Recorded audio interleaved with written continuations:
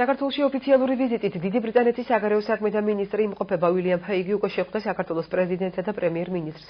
შეხვედრის მთავარი თემები ორ ქვეყანას შორის სავაჭრო-ეკონომიკურ, სატრანსპორტო, ენერგეტიკულ და კულტურულ საგანმანათლებლო სფეროებში ურთიერთობების გაღრმავება იყო. ასევე საუბარი გაიმართა ევროკავშირთან ასოცირების ხელშეკრულებასა და ნატოს სამიტთან დაკავშირებულ საკითხებზე.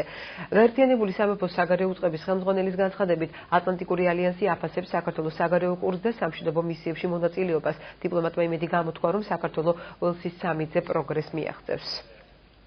დიდი ბრიტანეთი საქართველოს ევროატლანტიკური ინტეგრაციისა და ორიენტაციის ძლიერი მხარდამჭერია.